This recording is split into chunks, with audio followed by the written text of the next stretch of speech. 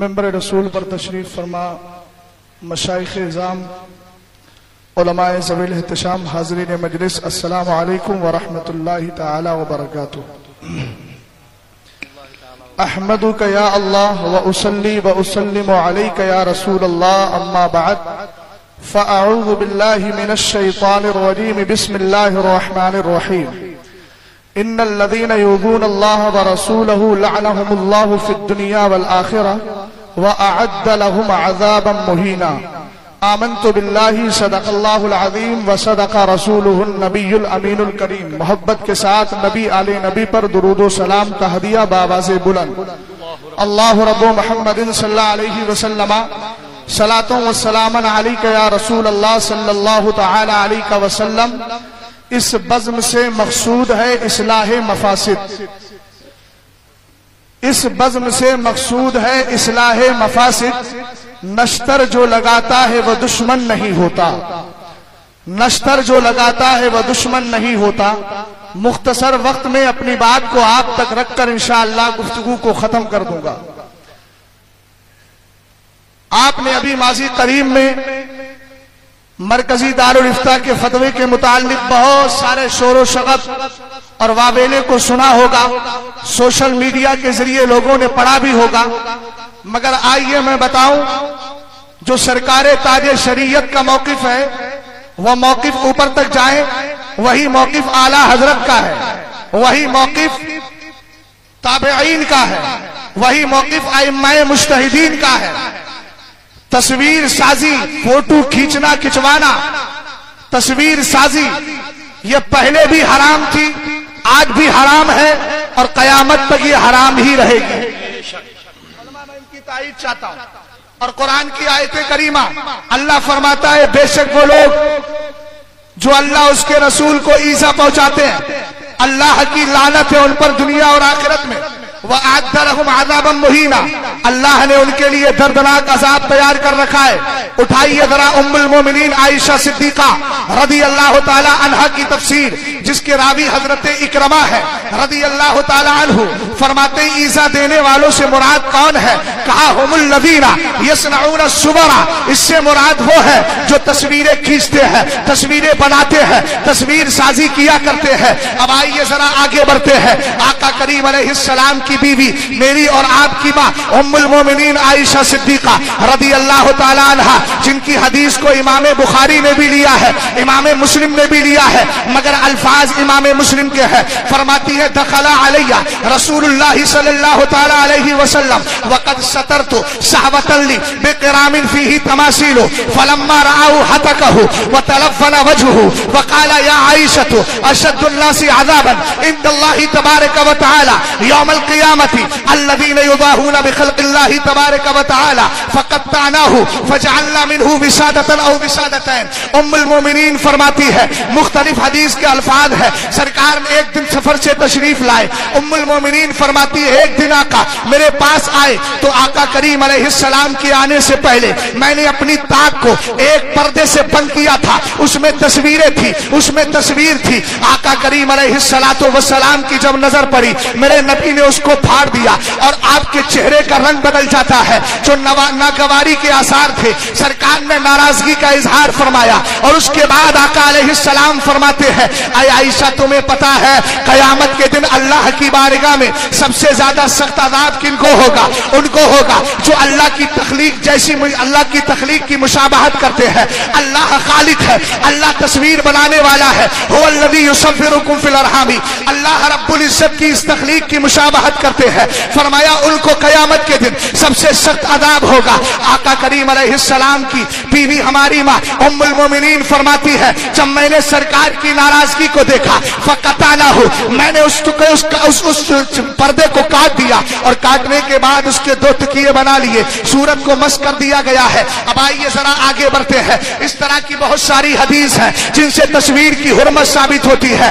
آج ایک واویلا مچایا جا رہا ہے، حرمت کا مسئلہ تصویر تصویر کی حرمت کا مسئلہ مختلف بھی ہے، فلاں نے اختلاف کر دیا ہے، فلاں نے اختلاف کر دیا ہے، میں ڈنکی کی چوٹ پر اپنے ان بزرگوں کے قدموں کو چوم کر کہتا ہوں تصویر کا مسئلہ نہ کبھی مختلف بھی تھا اور نہ آج ہے۔ تمہارا ذہن و دماغ اختلاف پیدا کر کے اس مسئلے کی حرمت کو آسانی میں بدل نہیں سکتا، جواز کی طرف لے جا نہیں سکتا جو تاج الشریعہ نے پیغام دیا ہے اور ان سے پہلے جو اعلیٰ حضرت نے عطاء القدیر فی حکم تصویر میں دیا ہے وہی موقف حق ہے اور الحمدللہ ہم اس کو مانتے ہیں۔ اب آئیے ذرا آگے بڑھتے ہیں۔ بات یہ چل رہی ہے کہ یہ مسئلہ مختلف ہی ہے، ہم نے کہا کبھی مختلف ہی رہا نہیں اور نہ ہے۔ کچھ لوگوں نے اس کا جواز ثابت کرنے کے لیے یہ کہہ دیا تصویر ہمارے نزدیک حرام تو ہے مگر ضرورت کا تحقق ہو گیا ہے۔ میں نے کہا اپنی تحقیق کو اپنے پاس رکھو، اس لیے کہ تمہاری تحقیق میں ہمیشہ اختلاف ہوتا رہتا ہے۔ کبھی تم مدنی چینل کے بارے میں کہتے ہو، اس کو دیکھنا نہایت مستحسن ہے۔ میں پوچھنا چاہتا ہوں استحسان کی حد تو فرض پر جا کر رکتی ہے، تو کیا تمہارے نزدیک مدنی چینل کا دیکھنا یہ فرض ہو گیا؟ اس کو فرض کے درجے میں رکھتے ہو۔ ہم ایسوں کی تحقیقیں نہیں مانتے، ہم تحقیق ایسے کی مانتے ہیں جس کی تحقیق میں خلوص بھی ہوتا ہے، جس کی تحقیق میں تقویٰ بھی ہوتا ہے، جس کی تحقیق میں صلاح بھی ہوتی ہے، جس کی تحقیق میں فلاح بھی ہوتی ہے۔ ہم اس تاج الشریعہ کی تحقیق کو سامنے رکھ کے آگے چل رہے ہیں جو مرتبہ امام اعظم ہے، وہ امام اعظم جس کا عالم یہ تھا جب کوئی مسئلہ حل نہیں ہوتا تھا 40 بار قرآن پاک کے ختمات کرنے کے بعد جب مسئلہ لے کر بیٹھتے تھے اللہ تعالیٰ مسئلے کا حل فرما دیا کرتا تھا۔ نعرہ تکبیر، نعرہ رسالت۔ توجہ فرمائیے، میں دو استدلال کی بات کرتا ہوں۔ دوسرا استدلال یہ کیا گیا جو کل تک ٹی وی اور مووی کے بارے میں کہتے تھے جھوٹ کے خلاف جنگ جاری رہے گی، غیبت کے خلاف جنگ جاری رہے گی، ٹی وی کے خلاف جنگ جاری رہے گی، مووی کے خلاف جنگ جاری رہے گی۔ میں نے کہا بھیا کبھی یہ بھی تو کہہ دو دیوبندیوں کے خلاف جنگ جاری رہے گی، کبھی یہ بھی تو کہہ دو بدعقیدہ لوگوں کے خلاف جنگ جاری رہے گی، کبھی چینلوں پر بیٹھ کر یہ بھی کہہ دو اشرف علی کے خلاف جنگ جاری رہے گی، اسماعیل کے خلاف جنگ جاری رہے گی۔ یہ کب بولو گے؟ یہ مصلحتیں اور حکمتیں مت نکالو۔ اگر تمہارے یہاں نام لینا عیب ہے تو بتاؤ اعلیٰ حضرت نے 250 کتابیں بد مذہبہ میں لکھی ہے اور نام لے کر کے رد کیا ہے، تو تمہاری مصلحت صحیح ہے یا اعلیٰ حضرت کی مصلحت صحیح ہے؟ توجہ فرمائیے گا، آگے دیکھیں۔ استدلال کیا، کتاب کا نام ہے ٹی وی مووی۔ کل تک جو گھروں سے ٹی ویاں نکالتے تھے آج وہ کہہ رہے ہیں 99 بدقسمتی سے 99% لوگ ٹی وی میں مبتلا ہیں۔ یہ ان کے جملے ہیں اور یہ استدلال دیکھیے کتنا مضبوط ہے۔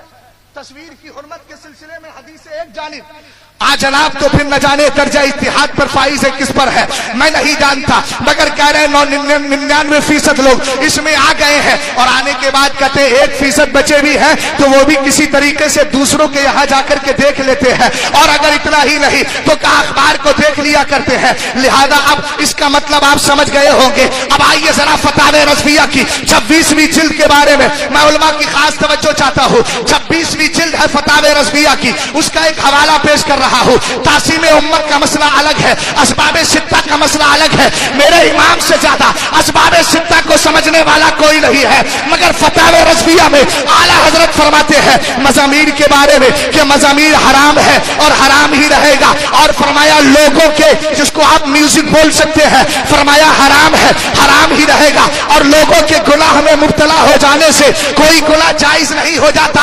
یہ اعلیٰ حضرت کے جملے ہیں۔ فرمایا ان کے مبتلا ہونے سے کوئی گناہ جائز نہیں ہو جاتا کہ اگر گناہ کو جائز قرار دے دو گے تو پھر شریعت کو جاہل اور فاسقوں کے ہاتھ میں منسوخ کر دینا لازم آئے گا۔ ہمیں ایسے جاہلوں کی تحقیق نہیں چاہیے۔ اور آگے بڑھو۔ ہاں ایک نسبت کی بات آتی ہے، بہت پہلے اختلاف چلا تھا، میں اس کی تفصیل میں نہیں جانا چاہتا۔ میں نسبتوں کا احترام کرتا ہوں، ان کی نسبت ہمارے سلاخوں پر ہے، اس لیے کہ نسبتوں سے پیار کرنے کا مزاج بھی بریلی شریف نے ہمیں دیا ہے۔ تیری نسل پاک میں ہے بچہ بچہ نور کا، تو ہے عین نور، تیرا سب گھرانہ अला नूर का। मगर याद रखिएगा हजरत इमाम औज़ाई और इमाम आजम का मुनाजरा हो रहा है, गुफ्तगू हो रही है, मक्का शरीफ में दोनों जमा है। एक कहते हैं रफ़े यदैन क्यों नहीं करता, दूसरे कहते हैं आप क्यों करते हैं। इमाम औज़ाई ने कहा हदीस है, हदीस की सनद बयान की, हमसे हदीस बयान की ज़ुहरी ने, वो रिवायत करते हैं सालिम से, वो रिवायत करते हैं अब्दुल्ला इब्ने उमर से। इमाम आजम ने कहा मेरे नजदीक कोई हदीस सही है ही नहीं,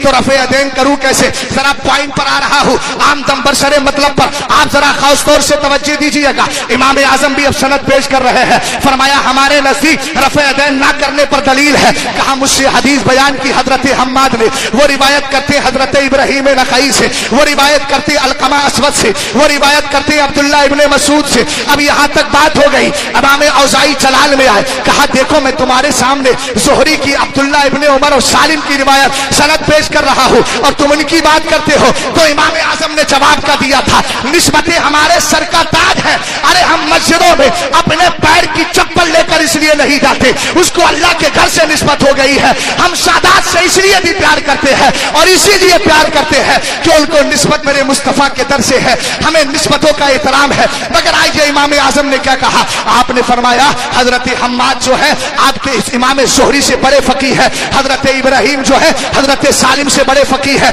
हजरत अलकमा और असवद जो है ये हजरत अब्दुल्ला इब्ने उमर से बड़े फकीह है। फरमाया लैसा बिदून इब्ने उमर फी, फरमाया फिक्र के मामले में उनसे कम नहीं है। एक कहा आपने आगे बढ़कर ये भी कहा ये अलग बात है कि वो सहाबी रसूल है, उनकी निस्बतों का एहतराम है, मगर जहां फिक्र की बात आएगी और कहा अब्दुल्ला हुआ अब्दुल्ला, अब्दुल्ला तो अब्दुल्ला है, उनका आलम यह है कि ना उनकी तरह अब्दुल्ला इब्ने उमर, अब्दुल्ला इब्ने मसूद की तरह न फिक्र में है, न किरात में है, न दीगर चीजों में है। और सोहबत का आलम यह है कि बचपन से शहादत सहाबियत रसूल उनको हासिल है। बात मुकम्मल हो गई। इस मुनाजरे में हमें एक सहन दिया है कि तहकीक अपनी जगह होती है, निस्बत अपनी जगह होती है। अब आइए जरा मैं आपसे अर्ज करता चलूं, सरकार ताजुश शरिया ने, जिन लोगों ने यह कयास किया था कि आईने पर कयास करो, पानी पर कयास करो, सरकार ताजुश शरिया ने सवालात कायम किए हैं। उन सवालात में सिर्फ 3 सवाल मैं आपके सामने रखता हूं, बात समझ में आ जाएगी। सरकार ताजुश शरिया कहते हैं कि जो इसको अक्से आईना पर कयास करते हैं,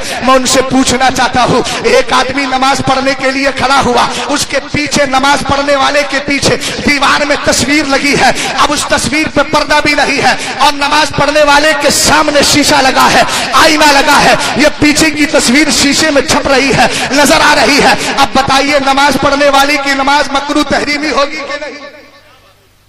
समझे मेरी बात को आप? बताइए, पीछे लगी है मगर सामने नजर आ रही है, तो हो गई सामने।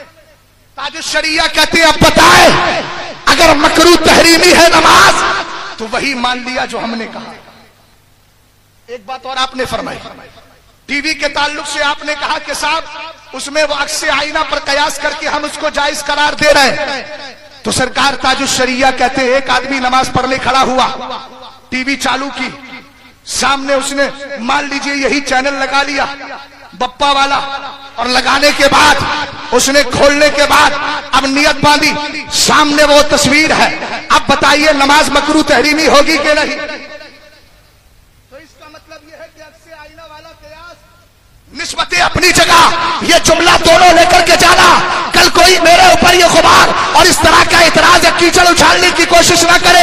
हम निस्बतों से प्यार करते हैं, मगर जब तहकीक की बात आएगी तो तहकीक की बुनियाद पर जिसके दलाइल मजबूत होते हैं बात उसी की मानी जाती है। सरकार ताजुश शरिया के दलाइल मजबूत है। आला हजरत ने अताल कबीर में मसले को वाज़ेह किया और फरमाया शक नहीं कि तस्वीर हैवानी मुजस्सम हो, खामुशत्ता कपड़े पर हो, दीवार पर हो, दस्ती हो या अक्सी, इसी माना में दाखिल है, यानी वो हराम है, यानी वो हराम है। और जब हराम है तो याद रखना सरकार ताजुश शरिया के फतवे के मुताबिक जो मरकजी दारुल इफ्ता से फतवा दिया गया वो गलत नहीं सही था, और हम भी इस बात के कायल हैं। और आप ताजुश शरिया से प्यार करते हैं, उनकी निस्बतों का अदब व एहतराम रखते हैं, तो यहाँ से पैगाम लेकर के जाइएगा। हम उसी मौके पर है कि टीवी मौलवी के खिलाफ हमारी जंग है और जंग रहेगी। گی اور انشاءاللہ الرحمن اس طریقے سے آخرت کو سنوارتے چلے جائیں گے. کاش میرے تاج الشریعہ کے فتوے پر سب نے عمل کیا ہوتا تو آج زمانے نے اس کو یہ زمانہ نہ دکھایا ہوتا. اس بزم سے مقصود ہے اصلاح مفاسد. رشتر جو لگاتا ہے وہ دشمن نہیں ہوتا. السلام علیکم. سبحان اللہ سبحان اللہ سبحان اللہ.